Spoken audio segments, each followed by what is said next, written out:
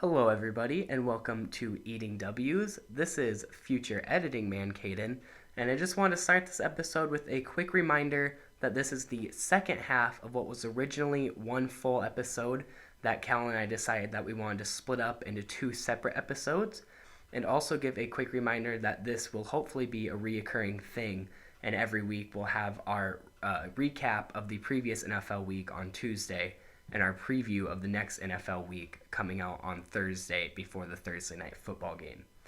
And also, I just wanted to mention that due to some time restraints and my schedule and me wanting to get this out before Thursday's game, this video doesn't have quite as many edits as usual. I'd like to add a little more as we keep going, but I just kind of got unlucky with a busy week.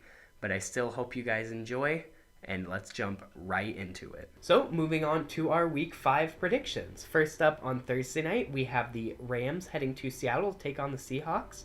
Callan has the Rams here, which are probably a little bit of the obvious pick, but I actually, again, took the Seahawks. Even with Jimmy G getting hurt early and seeing how they played against the Niners last week, I think that they got a chance. It seems really like when they're firing on all cylinders, which obviously any team can say this, but when they're firing on all cylinders, they're damn near unbeatable. I think it's something about a divisional matchup. And that NFC West, it looks like they're just going to beat each other up. Exactly. So what? By the time they get around to playoff the times, Cardinals beat the Rams beat the Bucks, who people thought were the best team. Yeah. And the Seahawks thought everybody counted them out, and they beat the 49ers. So by the way I see it, by looking at that math, the Rams should beat the Seahawks. But the Cardinals beat the Rams. Right? And they haven't faced the Cardinals yet. Right. And then the Seahawks will beat the Cardinals. And then that's so true. That's how I see this NFC West playing out. It's funny because everyone talks about how there's a chance that whole division goes to the playoffs for the NFC this year. And that's a possibility. I don't think any of them are going to go far because they're going to spend all year beating each other up, and that's going to be such a heated rivalry, wear and tear on bodies in those games, that by the time they get through the entire 17-game NFL season, trying to figure out who's the division winner, they might not even be up to tip-top shape to go into the playoffs. So it'll be fun to see what. Yeah, I did too. So yeah, it's a little bit of an upset. I was gonna say the Seahawks are my upset this week, but I actually looked it up, and surprisingly, the Seahawks spread is only plus 2.5. Oh. It's not even a whole plus 3, which really surprised me. And that's why it's a divisional game. That NFC. So I didn't want to do them. I felt bad doing an upset on a team that's not even right. That's one of those ones we kind of discussed, kind of like having it to be at least 3 or 4 point spread for it to be an upset. We kind of decided 3.5 is kind of the minimum, and then if it's try to avoid 3.5. Right. Yeah. But yeah. So I think that the Rams will now beat the Seahawks. Yep. Because, I now remember I was going to say. It's just, you were talking about how the NFC West is going to just keep beating themselves up. Oh, it's a big-ass horsefly. That is a huge fly. Holy crap. That's not a fly. It's some kind of weird beetle. Oh, okay. Okay. That was a fun little distraction. Right. I just hope it doesn't eat us. So you were saying the NFC West, they beat each other up. That's it. In college, they always talk about Big Ten versus SEC and all that. The Big Ten always beats each other up.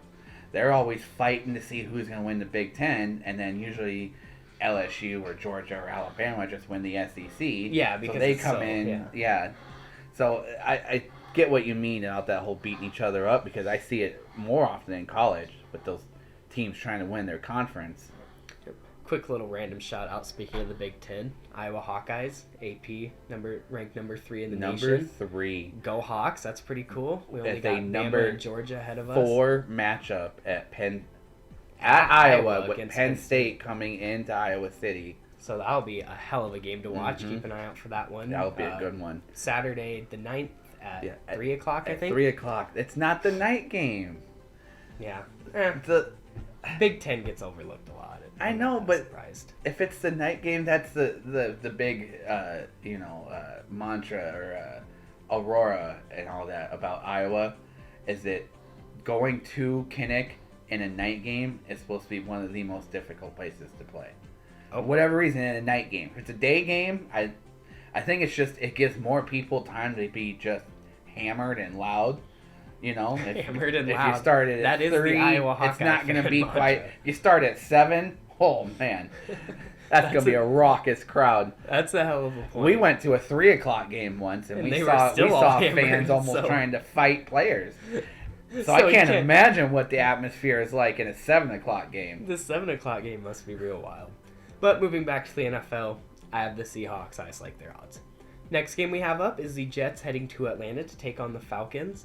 Oh, a quick another thing I'd like to mention is last week we had almost every game the same, and this week we have a lot of games different. Oh, So really? we should see I didn't even try. See, I didn't try this time. I We didn't should think see about a it. big shakeup in points. But speaking of different games, the Jets are heading to Atlanta to take on the Falcons, and Callan has the Jets, and I have the Falcons. I think after falconing it up again last week and totally blowing the easy win lead to the Washington football team, I think they're mad. It's in Atlanta. I think Matt Ryan is going to tear apart that poor secondary. The secondary I is like the what Falcons. worried me. But I saw Zach Wilson finally, and if Zach Wilson shows up, the Jets can be pretty good. Especially they got who's the wide receiver they just got back? Jericho Cotchery? Jamison Crowder. Jamison Crowder. I'm thinking too far back. I just called him Jericho Coucher the other day too. That's so funny. That's hilarious that you just did that. I don't know why. That's Because the other day while I was sitting there watching the game with my mom, and I go, "Oh, Jericho Cotchery's back," and I was like, "Jericho Cotchery? What did I just say? Jamison Crowder." That's hilarious. that you That's said funny. That's the only other Jets receiver I can think of. But with him back, they have a much better receiving core, obviously, because Corey Davis seems to really thrive as a number 2. Keenan Cole played very well And too. Keelan from Cole that played slot. very well, yeah. So if they can offensively play better like that, I think they'll have a better shot. Because Atlanta will get all nervous if it's close and falcon it up like you said. Arthur Smith, he's almost as good as Dan Quinn was. But yeah, that's a toss up there. Right. So I went with the Jets just because I think just they'll took the be on a Falcons, roll a yeah. little bit. Moving on to the next game, we have the Patriots heading to Houston to take on the Texans, and again, we have different picks. Callan picked the Texans as his upset, and I took the Patriots. I think Mac Jones played... I still don't like Mac Jones, but I will give it to him. He's playing well. He's changing my opinion on him. He He's did earning very some well, respect. especially for the magnitude of that game. The on hype Sunday. around the game, he looked very composed. He played well. I think he had no interceptions, and he threw a touchdown. So I'm still at split decision on Mac Jones. He's earning some respect. I still don't think he's the future by any means, but I do have the Patriots in this game. I think he's looking better than the Messiah Davis Mills. The Tyrod Messiah. The run DM3. I mean, Buffalo they made him look like a minor league team. I mean, jeez, they looked like, that looks like a high school 5A team playing a 1A team. Yeah. You know, I mean, they ran looked them like for they 40. belonged on the same field. So saying that, I think that Houston gets their shit together this week and maybe goes in a little prepared and a little bit of a wake up call. Yeah, and maybe New England has a little bit of a hangover from the, excitement of the big game. They had been waiting for that game all season, so maybe there's a little bit of I guess the hangover from the game and still thinking about it. And Houston might be like, damn, we gotta show that we belong, or we might get kicked out of the NFL. Yeah, we're real. gonna be part of the XFL in 2 years the way it's going. They're gonna have to go get devied back into college. Yeah, Use their last years of eligibility. Well, I don't even know I don't know the way they played. I don't know. I don't know if they could even survive. Jeez, I don't know if they could make DM3 it to did the not look SEC. nearly as good as he did last Thursday. Not And even at then, all. they didn't play very well. But he was like 8 of 23 for just barely over It was 100 rough. yards, and Even saying all that, in my opinion, kind of another toss-up game. But moving on, next we got the Lions heading to Minnesota to take on the Vikings, our third home game in a row, so that's kind of cool. This one, we both picked the same. We both picked the Vikings, but I picked the Vikings as my lock. I think we're pissed. I think we're about to beat the hell out of the Lions and get ourselves back on track. Kirktoberfest had a bad start, but I think Kirk Cousins is going to make up for it with a crazy game. Give me 450 yards, 4 touchdowns. Wow. And an appearance from Kellen Mond. Wow. You managed just to kneel down? Actually, no, I don't even think Kellen Mond is on our active roster, to be dead honest. I forgot that we re-signed Sean Mannion. So scratch that. Oh, Give me an appearance. Squad? Give me an appearance from Sean Mannion. Huh. Towards the end of the game. I almost made this my lock because Detroit just seems like He did not look good. They still seem like Detroit. Probably one of our weakest positions, offensive wise at least, is currently our left tackle, Rashad Hill, because Christian Darrisaw, the rookie we drafted this year, still dealing with some injuries, so he hasn't played yet. And now, probably the Lions' defense's biggest strength, Romeo Cora, is out. So now our only weakness just got compared to their biggest strength, getting lost. I think we're gonna freaking wreck them. I think at one point the Lions are gonna put it together and just lash out at one team. With our luck, one of these it's gonna be us, right? So. And that's a divisional game. This could be the one where they do it. I think that obviously Minnesota has the better team talent wise. I mean, hell, they should have beaten what some analysts are saying the best team in the NFL now. The Cardinals. I saw a stat that the Vikings are 1-3, and the 3 teams we lost to are combined 10-2 right now. Jeez, with the Bengals, Cardinals, Browns. Yeah. So strength of schedule has just whooped our ass more than anything. So are you on the Pat McAfee show yesterday? One of their No, I was not on the Pat McAfee. No, you show weren't. Yesterday. But Boston Connor on there, one of their guys.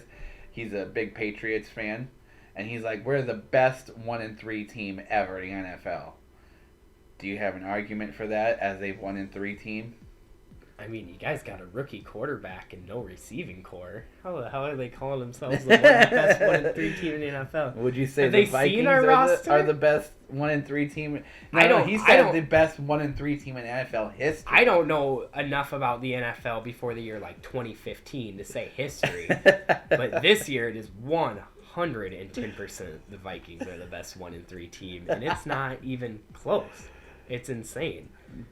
I mean, yeah, the Pats have faced some good teams too, but like we could have beat Tampa Bay the way they were playing that night. I guarantee it. With the run game, if we have a healthy Dalvin Cook, yeah, that's crazy that he said that. But yeah, for this week, Cal and I both have the Vikings. Next up, we got the Eagles heading to Carolina to take on the Panthers. And we again both have it, but again, one of us have a lock and one of us don't. I picked the Panthers, but Callan put the Panthers as his lock. I think, again, just like the Vikings, they lost last week in a close game, I guess. Mm-hmm. It wasn't really overly close. But I think they're just going to beat the hell out of this poor Eagles defense. Actually, the Eagles defense is one of their stronger parts, but just overall, I think they're going to whoop the Eagles. Yeah, the offense just doesn't look very good for Philly. They look good week 1, and then haven't been able to put it back together since. Sirianni kind of looks a little out of his league. I think he was a little bit too early yet for head coaching, but they wanted to move on and I guess get a jump on things. Sometimes trial by fire is the best way to learn. So. Yeah. So, but yeah, the defense is obviously their stronger point, but even that's, I think, just going to get outmatched by the way that Carolina team is rolling. And their defense is pretty much just being carried on the back of Big Play Slay right now, Darius Slay. Yeah. So, yeah, just kind of 2 matchups in a row there that I think are going to be putting teams back on track. And Carolina is going to want to get back on track after losing to Dallas because they were in that game. Yeah. So, fun little fact about the Panthers, Sam Darnold is currently the leading touchdown rusher right now. He has the most rushing touchdowns in the league now. With 5. 5. Yep. Which is crazy. Mm-hmm. Moving on to the next game, we have the Saints heading to Washington to take on the football team. And I said it earlier. Week 1, Week 2, Week 3, Week 4. So Week 5, Cal and I both have the Saints winning against the football team. Mm-hmm. I mean, it's just science at this point. We don't even really have to talk about this game. Washington's just got a bad draw. Yeah. I think they'll put up a good game. Taylor Heineke is truly the son of Fitzmagic. He just loves pulling stuff out of his ass. Right? In games. So I think, he's got the perfect product. That touchdown he threw to Terry McLaurin late in that Falcons game, one of the craziest plays we've ever seen. And he was doing an interview yesterday. This dude looks like he's just some kid. He's wearing a Bud Light hat.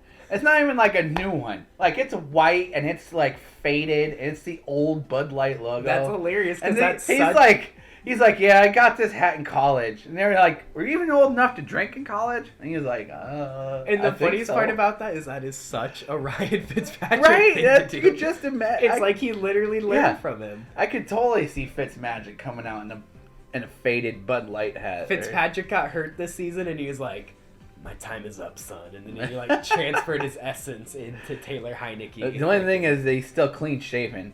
If Heineke starts growing out a beard, and looking all like Conor McGregor, I don't know. They're not going to be able to tell them apart. If Heineke grows out a beard, he's going to start jumping from team to team like a leapfrog and never make a playoff game. Right now, though, he's still too young. I don't think he can even... He can't even... He hasn't hit puberty yet. What do you mean grow a That's beard? what I mean. He's wearing a damn Bud Light hat. But yeah, just science. Saints win this game. Next up, we have Titans heading to Jacksonville to take on the Jaguars. Luckily, the Jaguars will finally leave Cincinnati, and Urban Meyer will not have to face any more the rest of the controversy. Jaguars actually left Thursday night. It's just Urban Meyer who wanted to spend some time with the family. But back to picking differently, Callan took the Titans, and I actually took the Jags in this one. Yeah. I think Urban Meyer is especially happy after his weekend in Cincinnati. And he's going to be coming in with some real high morale. And that team is going to whoop this very inconsistent Titans team. Yeah. I think Trevor Lawrence finally looked like he's starting to figure out the NFL. As I already mentioned, Urban Meyer is going to have some extra motivation, to say the least. And I think James Robinson's looking back to form. I think the defense is doing just enough that they need to.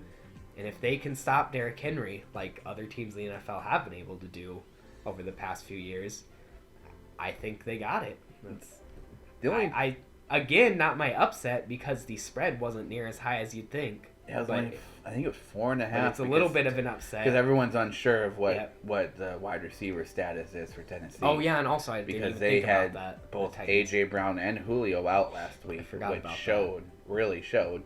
And I think the only ones that in this game, the only ones that are going to beat the Titans are the Titans. That's exactly. If they go back to throwing the ball without their top two wide receivers, if they got down by one touchdown and just acted like they were down by 3. Even with their wide receivers, they're just such an inconsistent team. It's so crazy. Right. So I don't know why they did not give the ball to Derrick Henry more. It seemed like they were trying to force the pass, like, we can do it without Julio and AJ. It's like, no, that's why you traded for Julio. Like, you can't do it without them. I've never been a huge fan of Mike Vrabel as a coach. I really like him as a person. Seems like a cool guy. Had an awesome career playing. I just don't like him as a coach. I think he's a really good defensive coordinator. I think exactly, and motivator. I think he's one of those guys that the players like to get up and play for. He's coming from a team with a defensive-minded head coach. I can say this. That's just, you can't have that anymore. With how much the NFL is just a constant shootout anymore, you got to have an offensive-minded head coach and a good defensive coordinator. Yeah. I'm not saying we need to fire Zimmer, but if we don't have a great season this year, I could see Zimmer. For some reason, I thought you were talking about Morningside. I'm like, I didn't know Coach Ryan was defensive. Oh, no, I'm sorry. I'm talking about the Vikings. Yeah. Little off topic there, but yep, I have the Jags. Colin has the Titans. Next up, we have the Dolphins heading to Tampa Bay to take on the Buccaneers. And Cal and I both have the Bucs in this one. I think it's pretty obvious. Jacoby Brissett wasn't really looking like the answer. No. He didn't play great. The Bucs are coming off of a close win. They're just such a stacked team. And they're kind of such a high win. I mean, that's such... Even for a team like that, that's such a momentum builder for them. Whoever won that game was just going to get a huge momentum boost. Oh, 100%. Just for the magnitude of that game. So, yeah, I think that... And Tampa Bay obviously has a much more talented roster. They're much better than Miami. Flores, I like him as a coach. He might be able to get it. He's a good coach. You don't think so? Just back to inconsistency. Yeah. Sometimes but they don't have a lot of talent. Sometimes he looks like a great coach. Sometimes he just looks like he doesn't know what he's doing. And he's a Belichick disciple. That's how they do it. They're Some not have good. Flashes of genius. You Something can tell. about those Belichick disciples. Sometimes they get that stroke of Belichick, and it shines, and then it seems like other times they don't have it. So that's what makes me think Belichick. Sorry to kind of get off topic again, but that's what makes me think Belichick must be such a great coach.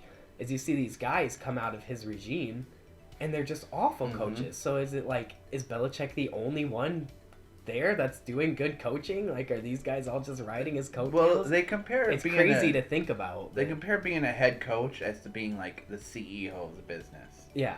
So I mean, some guys may be good workers. You know, you have a good crew. You know how to assemble the right team and crew under you. There's not good but managers. You take one of them and they go to be a CEO of a different company, and it falters. I mean, yeah. So I That's a good analogy, I think Bill's just a really good CEO, and he makes others look good, and they're like, if you know, they're successful under him. How can this guy not be successful? But you know, that doesn't always fall that way. Just because they're successful under Belichick doesn't mean they'll be successful away from Belichick. Greatest example, good old Matt Patricia. Yeah. Gotta love him. As soon as they allowed like 600 yards and 50 points against Philly in the Super Bowl, I was kind of like, wait a minute.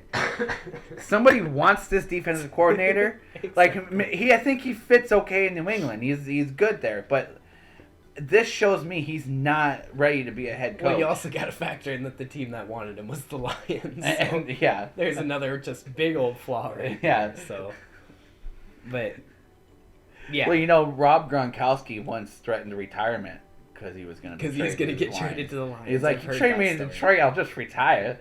Like, which is hilarious. So they were like, well, all right, I guess we won't do that. So if you don't get traded, you'll keep playing? Yeah. I just imagine Gronk. Just that's dude, the freaking Lions. But yeah, we both have the Bucs in that one. Next up, we got the Packers heading to Cincinnati. Hopefully, Matt LaFleur doesn't have any family in Cincinnati. To take on the Bengals. And again, we picked the same. We both have the Packers in this one.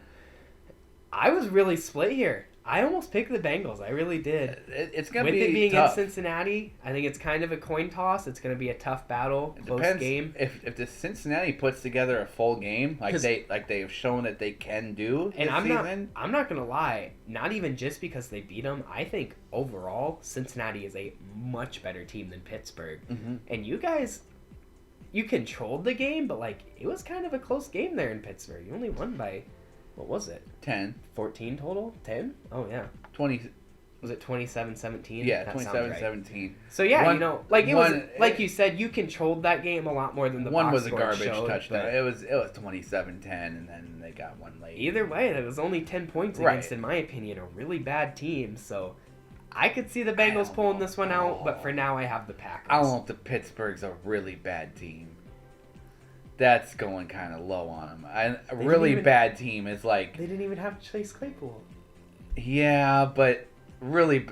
I was going to say really bad team is like the Jets, but... No, the Jets isn't the team that beat them. But like the Jets and the Texans and...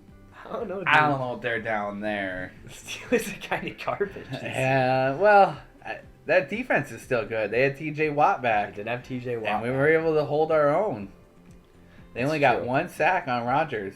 No turnovers. It's pretty damn good. Pretty good running, rushing yards. Nothing outstanding, but yeah. Devontae had a good game. Lazard had a good game. MVS is out, so I mean, you need someone to step up. Alan Lazard. Callan loves Alan Lazard. He's out of Iowa State. I don't know if that makes you like him more. No, actually, no. He's actually from. We've looked this up so many times. East High. I went to East High School and they played him once here in Iowa. They played against. I want to say Urbandale. Urbandale, I think. I want to say Urbandale. So he's from reasonably close to us. So that's cool. That's why, because he's a. I guess you could say a local kid Yeah. in a sense. I mean, he's in the same division as our high school, so In Iowa, within like 5 hours. It's yeah. pretty much So local, that's why. No, I hate Iowa State. Yeah. That's I don't like that he went to Lames. I just hate Alan Lazard. But- I don't see, the funniest part is you don't really know why you like him, and I don't know why. Well, I he's hate a him. Packer and he's a local kid. That's why I like him. But yeah, and if he had went to Iowa and not Iowa State, I'd probably have his jersey. Yeah. But I don't know if I can run around flashing a Lazard jersey. I just I draw the line there. The yellow blood won't allow it. Yeah. But yeah, the Packers, I think they end up pulling this one out. I could see it going either way. I think it'll be a close game. I do think it'll be a good, tough game, but Green Bay should be the better team. But like I said, if Cincy can put together a full four quarters, Burrow can show that he can take over a game and win it.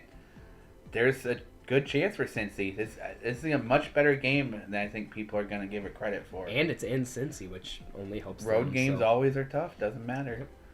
Moving on, next we got the Broncos heading to Pittsburgh to take on the team that is garbage, the Pittsburgh Steelers. The worst team in the NFL, according to Bubba. So Callan has the Steelers, so he must be out of his mind, am I right? because they I've got it, the they're getting Broncos. so embarrassed and just drugged through the mud and the trash. Who's dragging them through the mud? Well, like I know, I'm kidding, because I am. oh, well, yeah, you are, and I'll say I watched McAfee's show yesterday, and McAfee doesn't like him. well, not that he doesn't like it, but they just went on how bad they look, about how Ben looks like a 40-year-old man out there. This is how a 40-year-old quarterback is actually supposed to look. Much to the contrary of Brady and Breeze and Rodgers, this is how a quarterback at 40 is supposed to look. Like a big old oak tree out there. A big redwood, just looks cool. It looks like a really kick-ass fossil, but that's what it is. He can't move out there. His arm's dying on him. 2 times they had 4th and 4 or 4th and 5. And they threw an underneath crosser that was short and a check down to the running back that was short. It's like, what? So I don't know if that's the play calling, which if that is, what are you doing? You got to run a play that's at least get you to the line, make them think about it, or Ben's arm is just going out and they're afraid to let him throw it deep after the game goes on for so long. Because they threw that one deep one, Deontay Johnson, a 45-yarder that was nice in the first quarter, and that was it. There was never a bigger play after that for them. I could easily see it going either of those ways. But I got the Broncos in this one. They kind of got embarrassed by the Ravens. They got exposed. And Teddy might be out. It could be Drew Lock playing. I still like the Broncos. Give You me want Drew Lock. Oh, man, I just don't know. I think that defense... If Teddy's playing, I tell you what, if Teddy's playing, I pick Denver. But I don't know if Teddy's playing, and I know he can't switch. So, as of right now, from what I've heard, Teddy probably won't play. I think even with Drew Lock in, I'm taking the Broncos. I think the defense will pretty well shut down that Steelers offense. And if Drew Lock can even put up a half-decent game, I think he'll put up enough points to beat him with the receiving weapons around him in Courtland Sutton. Denver does have offensive firepower, backs, yeah. even with all the injuries. They have quite a few injuries, missing both their 2020 receivers that they drafted, and KJ Hamler and Jerry Jeudy. But with Drew Lock in there, it's really just comes down to which Drew Lock shows up, because he showed flashes last year of looking pretty good. He was a second-round pick? First-round pick?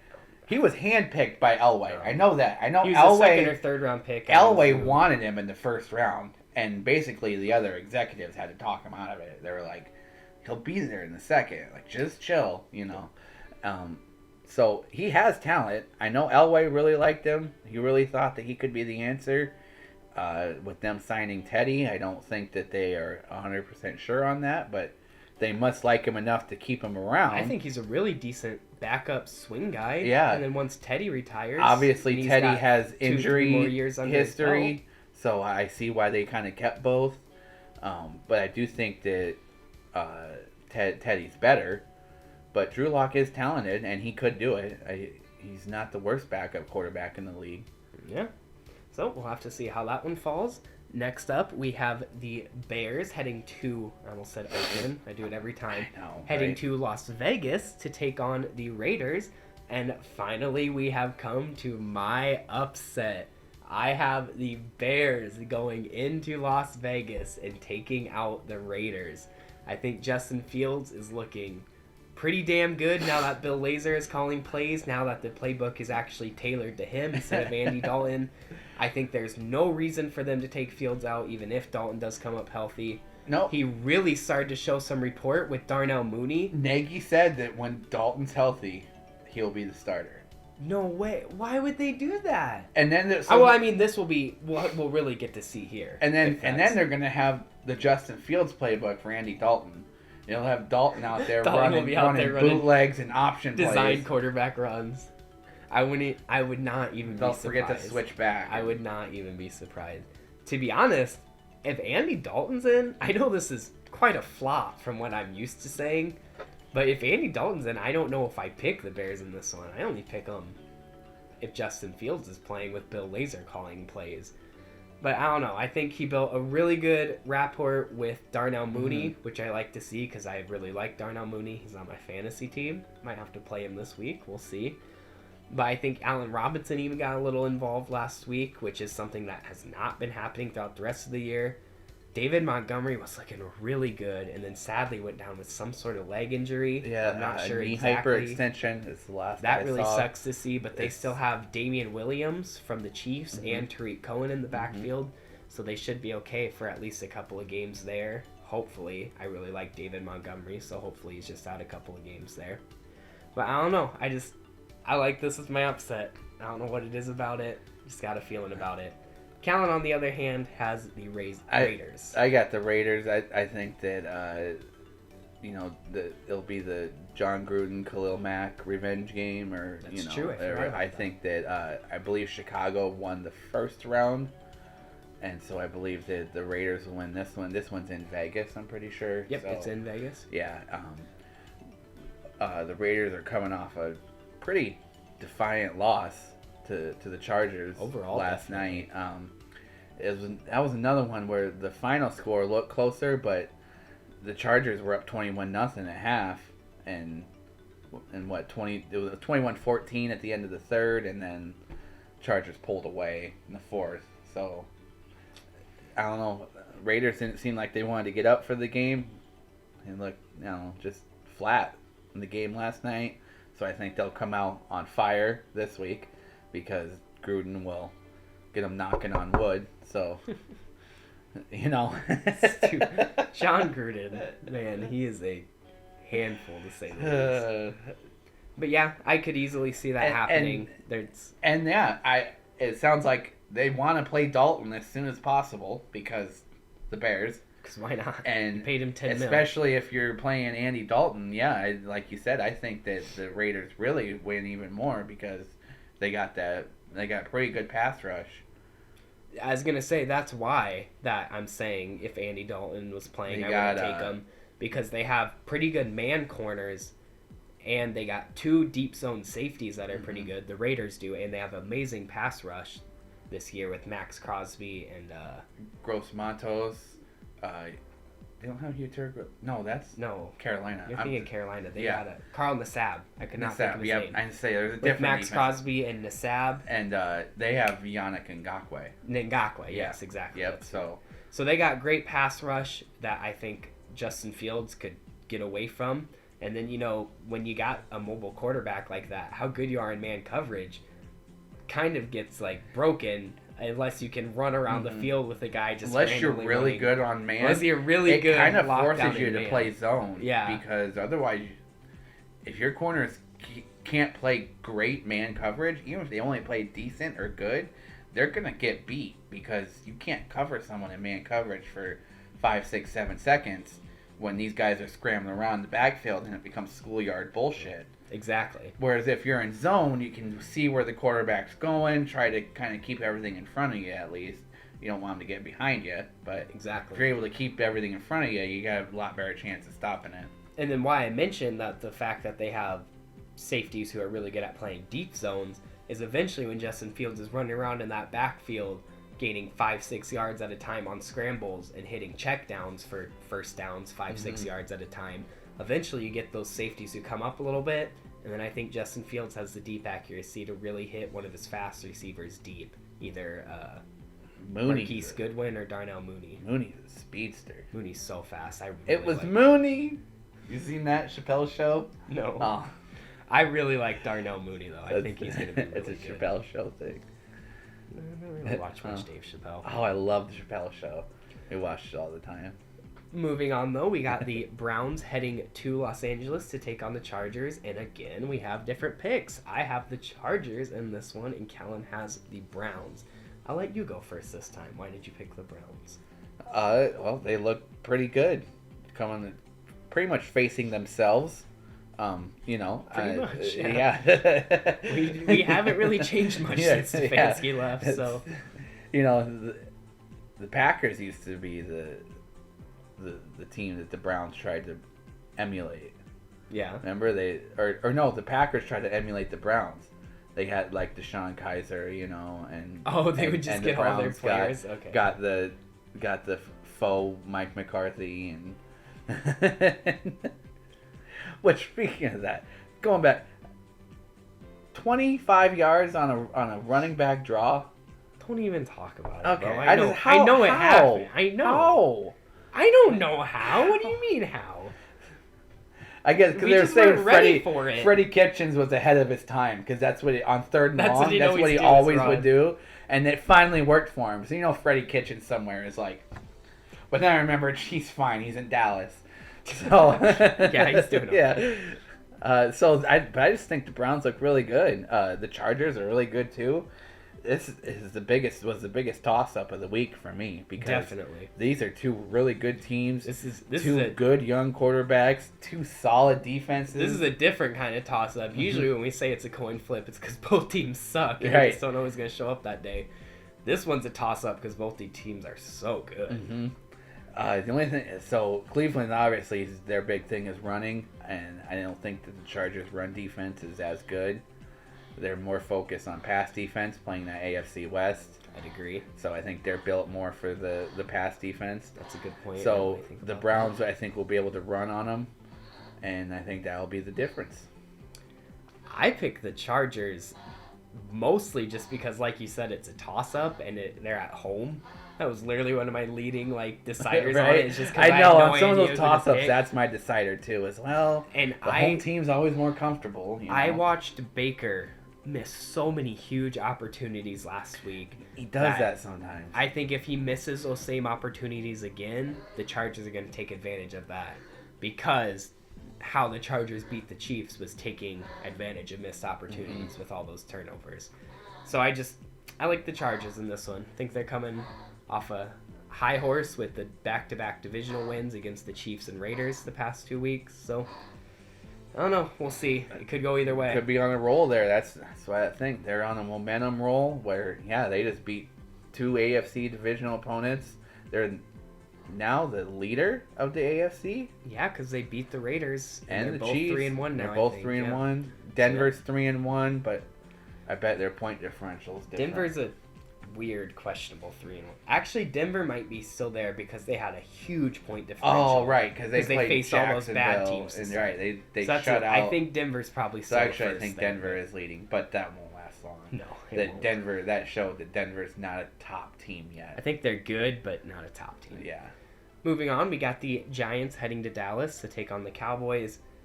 I don't think we have to say much here. We both have the Cowboys. Yeah, this really Giants should be look another like blowout by Dallas. Giants look like they got lucky against the Saints. Cowboys just looked dominant, except for against the Bucs, where they still looked good. They just didn't look quite dominant. Mm-hmm. They faced some really good teams too in Carolina, and I guess just Carolina. Well, they beat Philly. They beat them pretty soundly. It's a divisional game. Philly always plays them tough. And then this is another divisional game where I don't think the Giants are as good as Philly. No, and I'd agree. Dallas kind of blew them out. It was close for a little bit, especially that first quarter, that Dallas-Philly game. but then Dallas pulled away and blew them out. Dallas seems to be really good in the third quarter at just really pulling away from games. Yes, it seems like they Just come getting it out out of of hand, the second yeah. half and just come out on fire. So I think that, Dallas should have this game pretty well in hand. Yep. The Giants got their lucky win last week by getting the Saints on their on their down week. even week. They got their ups and their down weeks. That's all it is. But yeah, pretty obvious one there for the Cowboys. Next up, we have what's with all the NFC West matchups, dude? They're just packed. They know full. they're the best division in the NFL. People want to see it. Next up, we got the 49ers heading to Arizona to take on the Cardinals, and another split here. I have the Cardinals, and Kellen has the Niners. Now, I know I was kind of talking some crap about the Cardinals, saying that they didn't earn their 3-0 like the Rams did, but they shut me up, proved me wrong. They played really well against a amazing team in the Rams there. Who just came off beating Tampa Bay Brady Tampa Bay, exactly. They gave Matt Stafford, total blank right there. They gave Matt Stafford, I believe, what was his first interception of the season. That was Byron the one Murphy I was got thinking of at the end of the first half. They threw a little Hail Mary. So, I mean, they looked good. I can't trust the 49ers. They totally choked it away to the Packers. Score was close, but I'd say they pretty overall got dominated by the Seahawks, though sadly they had to throw their rookie into the fire. But I just like the Cardinals in this one. But So Callan took the Niners. Trey Lance might be starting this one, but going by my mathematical equation I was talking about earlier and how, it's so facto the NFC West just beats up on each other, somehow I landed on the 49ers beating the Cardinals here because it seems like the team that should be better seems to lose to the lesser team in their division. It does seem to happen, So strangely. I by going by that, the Niners should beat the Cardinals this week, and just on Thursday, the Rams should beat the Seahawks, who just beat the Niners, who are playing the Cardinals, who just beat the Rams.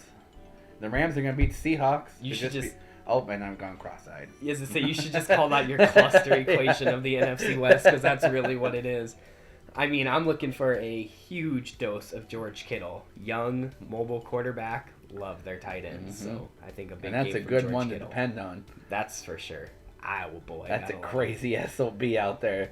Also, system quarterback. System quarterback. I don't know where it came from. See, I knew it. That's what I explained. Like where the quarterback only fits in the specific playbook. I don't know if you could tell on camera, but it for some reason pissed me off so much. I know. I could tell. And then I couldn't either, but I was not. I was like, I'm not going to sit here and try to rack my brain right now. But all right, but moving on. Next up, we got the Buffalo Bills heading to Kansas City to take on the Chiefs, and another split. I'll let you go for this time, Callan. Why did you pick the Chiefs? Well, Chiefs, they got to make up some ground in that AFC West. That's for sure. I think this is going to be a good week of football. Oh, this is another two really good teams playing each other. Another kind of toss-up because I could see Josh Allen going off and, dominating Mahomes and the Chiefs. They've shown that they can obviously score 50, no problem. I think that Buffalo coming off of 40 points, they're it's gonna be kind of one of those things where they're kind of too big-headed, or like they just shut out Houston 40 points. They're like coming in against, they're gonna face a struggling Chiefs team, and not struggling so much offensively, but did anyone think that the Chiefs were talking about being 20-0, 17-0, like that was their goal? Yeah, and they've already lost 2 games. 2-2. 2-2. So, and in a division where the other teams are all 3-1, if you lose this one, you're starting to lose ground, and it's early in the season still. So that's a hell of a point. That's true. I just think that Kansas City is just going to want this one more to keep in it. Buffalo's going to be too high coming off of that 40-point blowout. It's true. like Sometimes, I think I said sometimes this last. Confidence can get too far into your head. I think I said this last week. You're never as good as you look when you're blowing them out, and you're never as bad as you look when you're getting blown out. Exactly. And the team they're blowing out wasn't too good of a team. Right, but that's still an NFL team. I took the Bills in this one because Josh Allen has reverted to his MVP form. He was not looking too hot week 1. Or week kind 2. of transition week in week 2 looked a little better, but still not great. But then week 3, week 4, and I'm glad I held on to him. I think in this game, especially with that secondary, he is going to toast Mike Hughes. I could see this being because screw Mike Hughes. A 42-49 game. Mike Hughes has given up 500 passing yards just on himself today. That's not even counting Josh Allen's other yards. He won't do quite that bad, but I don't really like Mike Hughes. I mean, he's been getting toasted the last 2 weeks. After week 1, dude. From what I heard, Mike Hughes was the greatest corner in Chiefs history. I sure thought that too when he had a pick 6 week 1 for the Vikings. Yeah. And then he just loves to stop playing. Got toasted by the Chargers. I'm good for 1 or 2 plays a year. That's it. He looked awful last week against the Eagles. I think that...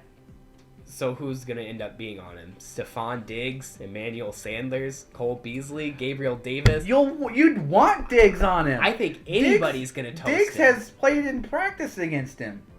That's true, he has. Not much, but he has a little bit. I think they only had a year or 2 overlap. But did they? Well, still, even 2 years where you're seeing each other every day practicing against each other. I mean, that's true. Theoretically, every day. Maybe not every day, but... That's a good point. I didn't think about that. I think they should try to match up Diggs on Hughes as much as they can. But I think this game's pretty much just going to come down to whoever has the ball last. It's really a coin flip. I just like the Bills in it. I've always really liked Josh Allen. Of course, I have a soft spot for Stephon Diggs. Always really liked Tre'Davious White, so I took Bills. For the final game of Week 5, we got the Monday night game of the Indianapolis Colts heading to Baltimore to take on the Ravens. And in this one, I took Two Sprains and the Colts. I think Two Sprains played pretty well. He had 2 passing touchdowns. I just don't trust the Ravens. They've looked good against some good teams in the Broncos and whoever they faced Week 2.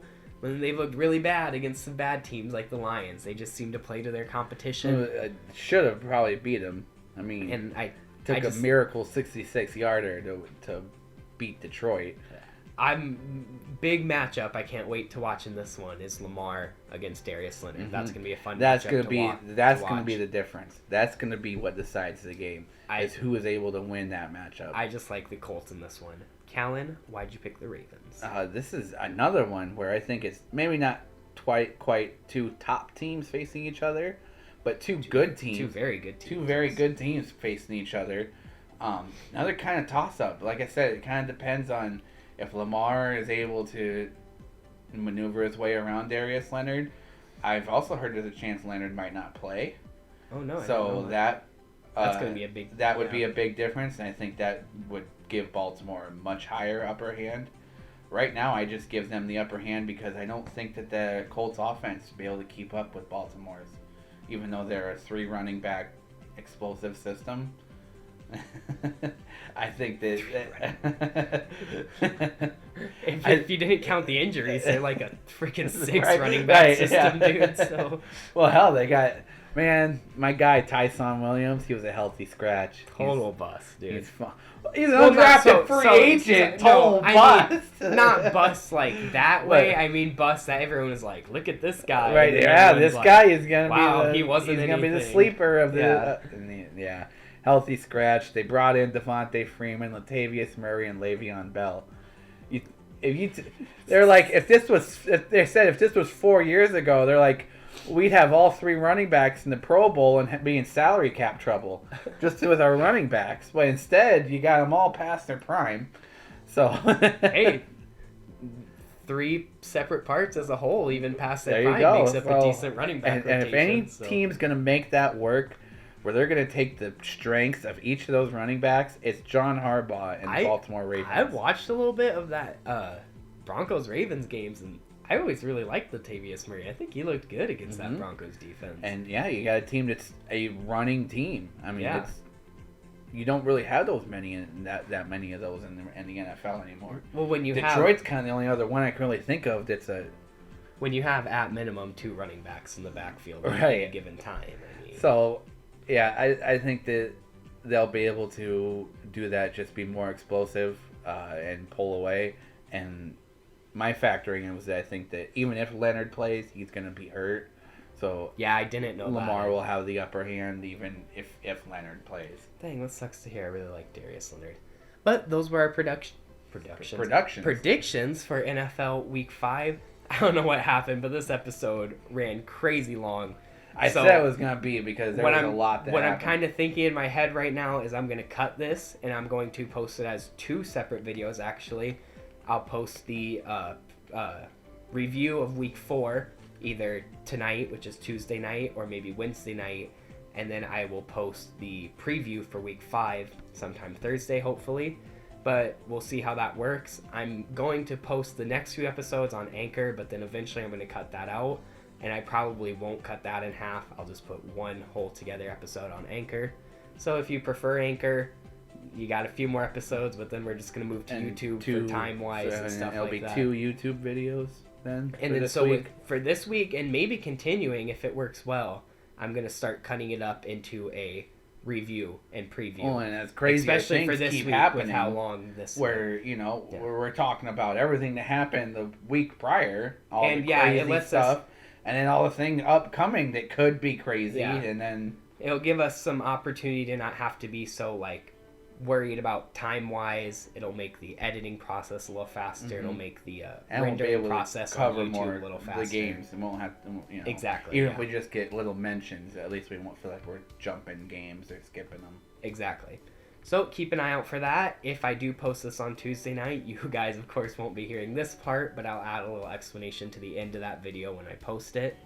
But thank you all for watching or listening, however way you do it. Mm-hmm. But thank you for supporting us. It's awesome to see. Don't forget to like, comment, subscribe. Surprise us with a subscription. Surprise us with a subscription and comment and like. Yep, exactly. That's right. On whatever the Eaton W's whatever those YouTube page. Whatever those basic YouTubers tell you to do at the end of the video. I don't know. I've seen it. We're still learning. I've watched a lot of What Culture and Watch Mojo. I've just been kind of copying what they do at the end of their episodes. We're just trying to figure it all out. But until next week, of course, do not forget to eat the W.